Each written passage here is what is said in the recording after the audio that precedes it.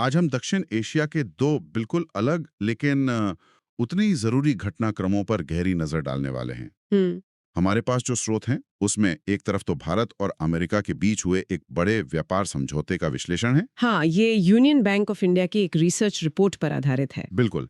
और दूसरी तरफ हमारे पड़ोसी देश बांग्लादेश से आ रही हैं लाइव रिपोर्ट्स। जहां शेख हसीना के 15 साल के शासन के बाद पहली बार चुनाव हो रहे हैं। तो आज इन दोनों डेवलपमेंट्स को समझने की कोशिश करते हैं। और ये दोनों कहानियां भले ही अलग अलग लगे, लेकिन कहीं ना कहीं आपस में जुड़ी हुई हैं। हाँ, कैसे? देखिए, एक तरफ एक आर्थिक महाशक्ति बनने की कोशिश में लगा भारत है, जो दुनिया के साथ अपने रिश्ते नए सिरे से लिख रहा है। और दूसरी तरफ और दूसरी तरफ एक पड़ोसी देश है, जो अपने लोकतंत्र की सबसे बड़ी, कह सकते हैं, परीक्षा से गुजर रहा है। तो हमारी कोशिश रहेगी कि इन स्रोतों से हम वो बातें निकालें जो सिर्फ खबरों की हेडलाइन में नहीं मिलती। बिल्कुल। तो चलिए शुरू करते हैं भारत अमेरिका व्यापार समझौते से। इस रिपोर्ट की शुरुआत प्रधानमंत्री मोदी के एक बयान से होती है। हाँ, जिसमें वो इसे भारत के राष्ट्रीय हितों की रक्षा करने वाला एक बड़ा कदम बताते हैं। बिल्कुल। लेकिन इस डील के होने से पहले बाजार में एक अजीब सी बेचैनी थी, है ना? हाँ, बिल्कुल थी। रुपया डॉलर के मुकाबले 92 तक पहुंच गया था। ऐसा लग रहा था कि निवेशक सांस रोके हुए इंतजार कर रहे हैं। आपने बिल्कुल सही माहौल बताया। वो बेचैनी असल में अनिश्चितता की थी। हम्म। और जैसे ही ये खबर आई कि डील पर सहमति बन गई है, बाजार ने जैसे राहत की सांस ली। हाँ बिल्कुल, रुपया का 92 से मजबूत होकर 90 पर आना सिर्फ 2 अंकों का खेल नहीं है। ये क्या दिखाता है? ये दिखाता है कि बाजार को सबसे ज्यादा नफरत अनिश्चितता से होती है। जैसे ही तस्वीर साफ हुई, निवेशकों का भरोसा लौटा। और रिपोर्ट के मुताबिक ये सिर्फ एक दिन की तेजी नहीं है। नहीं, ये विदेशी प्रत्यक्ष निवेश यानी एफडीआई के लिए एक मजबूत माहौल बनाने का संकेत है। और ये सिर्फ एक तात्कालिक राहत नहीं थी, बल्कि रिपोर्ट में इसके लंबे समय तक टिकने वाले असर के बारे में भी कुछ कहा गया है। सही सवाल है। रिपोर्ट इसी बात पर जोर देती है कि ये एक ट्रेड रीसेट है। Trade reset. हाँ, इसका सबसे बड़ा और टिकाऊ असर है टैरिफ यानी सीमा शुल्क में बदलाव। अच्छा। अमेरिका ने भारत से आने वाले सामान पर औसत टैरिफ को 50% की ऊंची दर से घटाकर लगभग 18% कर दिया है। 50 से सीधा 18%। जी, और इसे अगर आप बाकी एशियाई देशों के संदर्भ में देखें तो इसका महत्व समझ आता है। जैसे कि चीन पर जहां अमेरिका का औसत टैरिफ 34% है, वहीं वियतनाम और ताइवान पर 20%। तो हम उनसे बेहतर स्थिति में आ गए। बिल्कुल। ऐसे में 18% की दर भारत को मैन्युफैक्चरिंग और निर्यात के लिए एक बहुत ही आकर्षक जगह बना देती है। ये एक बड़ा रणनीतिक फायदा है। ठीक है, ये तो मोटी मोटी बात हो गई। अब जरा इसके पेंच समझते हैं। रिपोर्ट में ये साफ बताया गया है कि कुछ खास क्षेत्रों को तो जीरो ड्यूटी एक्सेस मिला है। हाँ। यानी उन पर कोई टैक्स नहीं लगेगा। ये कौन से क्षेत्र हैं? हाँ, यहीं पर कहानी असली मजेदार हो जाती है। रिपोर्ट की तालिका को देखें तो कुछ चैंपियंस साफ नजर आते हैं। सबसे पहले रत्न और आभूषण, खासकर कटे और पॉलिश किए हुए हीरे। ये तो भारत का पारंपरिक रूप से मजबूत क्षेत्र रहा है। बिल्कुल। और जीरो ड्यूटी का मतलब है कि सूरत और मुंबई के कारीगरों का मॉल अमेरिकी बाजार में और ज्यादा प्रतिस्पर्धी हो जाएगा। और दूसरा बड़ा नाम फार्मा का होगा, जाहिर है। हाँ बिल्कुल, जेनेरिक दवाएं और एपीआईज मतलब एक्टिव फार्मास्यूटिकल इंग्रेडिएंट्स। जिन्हें हम दवाओं का कच्चा माल कह सकते हैं। सही कहा। भारत को दुनिया की फार्मेसी कहा जाता है और ये कदम इस छवि को और मजबूत करेगा। हाँ, फार्मा हमारी ताकत जरूर है, लेकिन एक सवाल हमेशा मेरे मन में आता है। पूछिए। क्या अमेरिका में भारतीय जेनेरिक दवाओं की क्वालिटी को लेकर जो सवाल उठते रहे हैं, ये समझौता उन चिंताओं को भी किसी तरह से संबोधित करता है? ये बहुत अच्छा सवाल है। देखिए, रिपोर्ट सीधे तौर पर क्वालिटी कंट्रोल की प्रक्रियाओं पर तो बात नहीं करती। ओके। लेकिन ये जरूर है कि जब व्यापार इतना बढ़ता है तो निगरानी और मानक भी सख्त होते हैं। तो उम्मीद है कि भारतीय कंपनियों पर अमेरिकी एफडीए के मानकों का पालन करने का दबाव और बढ़ेगा। ठीक है। और क्या है इस लिस्ट में?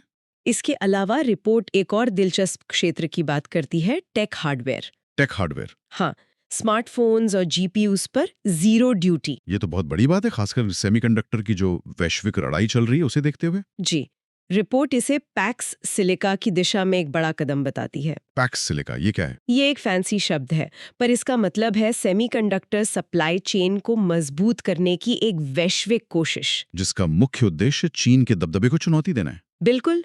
इस समझौते से भारत उस सप्लाई चेन का एक अहम हिस्सा बन सकता है। और कृषि उत्पाद? हाँ, चुनिंदा कृषि उत्पाद जैसे मसाले, चाय, कॉफी, आम और खास तौर पे सिल्क को भी जीरो ड्यूटी का दर्जा मिला है।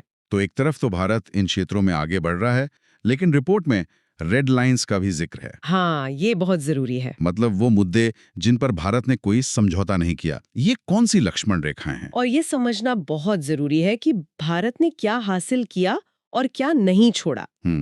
भारत की रेड लाइंस मुख्य रूप से कृषि और खाद्य सुरक्षा से जुड़ी हैं। इसमें दूध, पनीर, पोल्ट्री, गेहूं और चावल जैसे संवेदनशील उत्पाद। बिल्कुल, इन पर टैरिफ में कोई बदलाव नहीं हुआ है।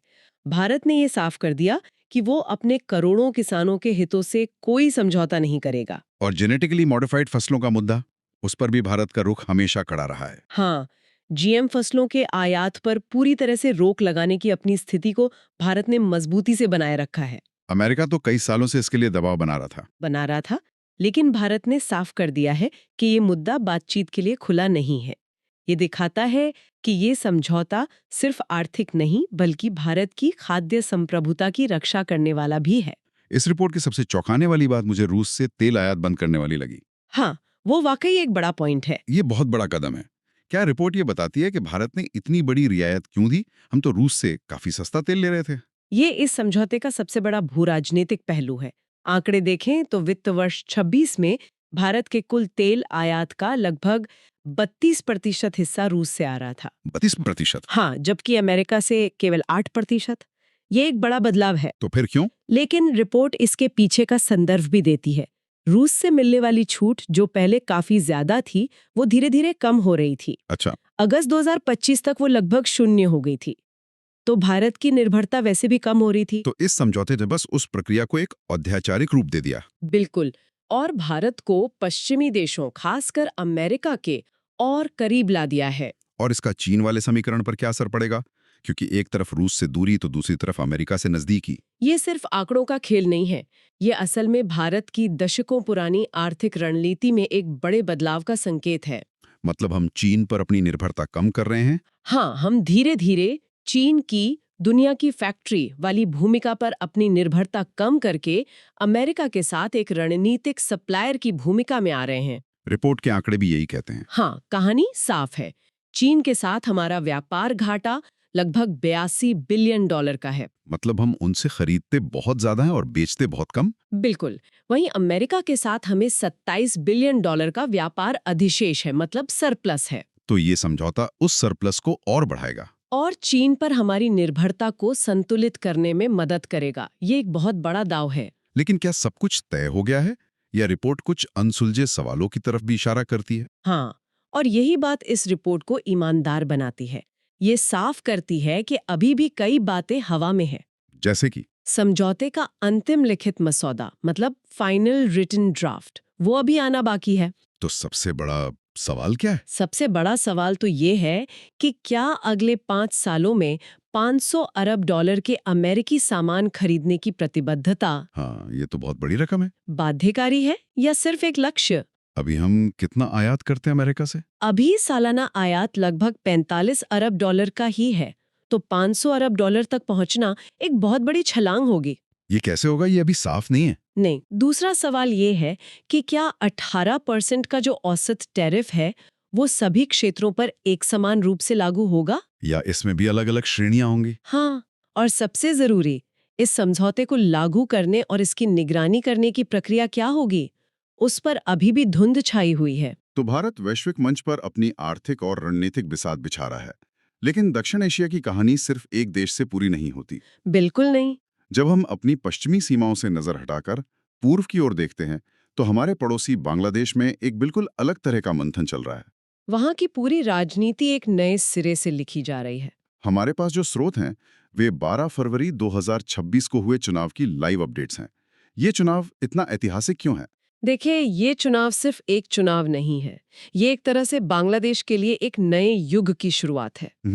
ये जुलाई 2024 में हुए उस बड़े छात्र आंदोलन के बाद पहला आम चुनाव है, जिसने शेख हसीना के 15 साल लंबे शासन का अंत कर दिया था। बिल्कुल। और सबसे बड़ी बात यह है कि उनकी पार्टी अवामी लीग को इस चुनाव में हिस्सा लेने से ही रोक दिया गया है। जिस पार्टी का 15 साल तक एक छत्र राज रहा हो वो मैदान में ही नहीं है। सोचिए, इसने बांग्लादेश की राजनीति का पूरा समीकरण ही पलट कर रख दिया है। तो फिर मुकाबला किनके बीच है? मैदान में अब कौन से बड़े खिलाड़ी हैं? मुख्य मुकाबला दो ध्रुवों के बीच सिमट गया है। एक तरफ है बांग्लादेश नेशनलिस्ट पार्टी यानी बीएनपी, जिसका नेतृत्व तारिक रहमान कर रहे हैं। हाँ, जो पूर्व प्रधानमंत्री खालिदा जिया के बेटे हैं। और दूसरी तरफ है इस्लामी पार्टी जमात-ए इस्लामी। जमात का इतिहास तो काफी विवादास्पद रहा है। हाँ, खासकर 1971 के मुक्ति संग्राम में उसकी भूमिका को लेकर, जिस पर पाकिस्तान का साथ देने के आरोप लगते रहे हैं। लेकिन रिपोर्ट बताती है कि जमात अब अपनी छवि बदलने की कोशिश कर रही है। बिल्कुल, और ये इस चुनाव का सबसे दिलचस्प पहलू है। क्या यह एक वास्तविक बदलाव है या सिर्फ चुनावी रणनीति? यही बड़ा सवाल है।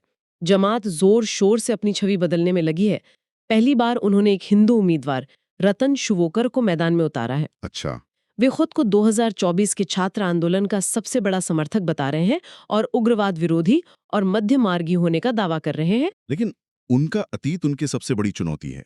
बिल्कुल। क्या बांग्लादेश के लोग, खासकर युवा पीढ़ी, उनके इस नए रूप पर विश्वास करेंगी, ये देखना होगा। जमीनी स्तर पर माहौल कैसा है? क्या लोगों में उत्साह है या डर का माहौल है? रिपोर्ट से जो तस्वीरें और बातें सामने आ रही हैं, वे जबरदस्त उत्साह दिखाती हैं। सच में? हाँ, कई मतदाता कैमरों पर कह रहे हैं कि वे 17-18 साल बाद वोट डाल रहे हैं। 17-18 साल? सोचिए, ये कैसा महसूस होता होगा?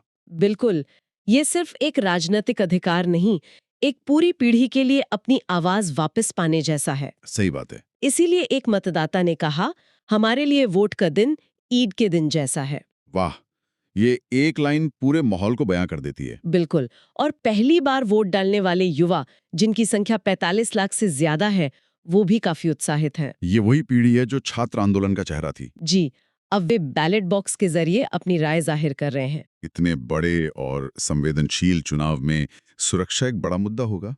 क्या इंतजाम किए गए? सुरक्षा के इंतजाम अभूतपूर्व हैं। लगभग 10 लाख सुरक्षा कर्मी तैनात किए गए हैं। 10 लाख? हाँ, जो बांग्लादेश के चुनावी इतिहास में सबसे बड़ी तैनाती बताई जा रही है। पहली बार ड्रोन और बॉडी वॉर्न कैमरों का इस्तेमाल हो रहा है। मतलब प्रशासन कोई भी जोखिम नहीं लेना चाहता। बिल्कुल नहीं। अकेले राजधानी ढाका के 2131 मतदान केंद्रों में से 1614 को जोखिम प्रवण माना गया है। लेकिन क्या सब कुछ शांतिपूर्ण चल रहा है? क्योंकि हिंसा की भी कुछ खबरें हैं जो चिंता पैदा करती। हाँ, और यही इस उत्साह पर एक काला धब्बा है। ढाका के मीरपुर 10 इलाके में जमात और बीएनपी समर्थकों के बीच हिंसक झड़पों की खबरें हैं। और एक और दुखद खबर आई थी। हाँ, सबसे दुखद और चिंताजनक खबर चुनाव से ठीक एक दिन पहले आई। वो जमात के हिंदू उम्मीदवार की? जी, रतन शुवोकर, जिनका हमने अभी जिक्र किया, उनकी हत्या कर दी गई। उनका शव हाथ पैर बंधी हालत में मिला। ये सिर्फ एक हत्या नहीं है। नहीं, ये एक संदेश देने की कोशिश है और इसने देश के अल्पसंख्यक समुदाय में डर और असुरक्षा की भावना को बहुत बढ़ा दिया है। जाहिर है भारत इस पूरे घटनाक्रम पर बहुत बारीकी से नजर रख रहा होगा।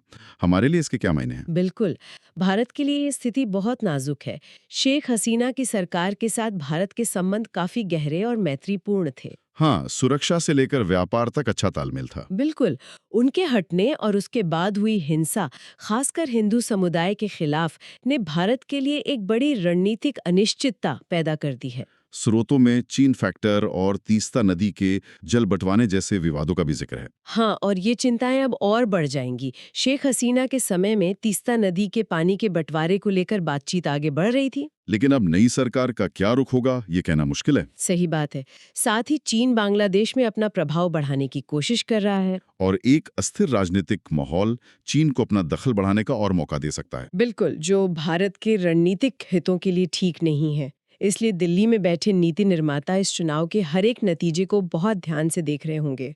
तो आज हमने देखा कि कैसे भारत एक तरफ अमेरिका के साथ एक बड़े रणनीतिक आर्थिक समझौते के जरिए वैश्विक मंच पर अपनी जगह बना रहा है, अपने प्रमुख क्षेत्रों को ताकत दे रहा है, वहीं अपनी रेड लाइंस यानी राष्ट्रीय हितों की रक्षा भी कर रहा है। और साथ ही हमारे आंगन में बांग्लादेश में एक राजनीतिक जमीन हिल रही है, जो लोकतंत्र के लिए उम्मीदें तो जगाती है, लेकिन स्थिरता, अल्पसंख्यक सुरक्षा और कट्टरपंथ को लेकर गंभीर चिंताएं भी खड़ी करती है। आज के स्रोत दो पड़ोसी देशों की एक ऐसी तस्वीर पेश करते हैं जो इस बहुध्रुवीय दुनिया में बहुत अलग-अलग तरीकों से अपना रास्ता बना रहे हैं। एक देश रणनीतिक व्यापार समझौतों और वैश्विक गठबंधनों के जरिए अपनी जगह मजबूत कर रहा है, जबकि दूसरा देश एक बड़े राजनीतिक उथल-पुथल के बाद अपने लोकतंत्र की बुनियादी ईंटें फिर से जमाने की कोशिश कर रहा है। बिल्कुल। अस्थिरता भारत की आर्थिक प्रगति की राह में कोई नई चुनौती पेश करेगी, या फिर एक स्थिर और लोकतांत्रिक बांग्लादेश भारत के लिए एक और मजबूत साथी बनकर उभरेगा? इन दोनों कहानियों का अगला अध्याय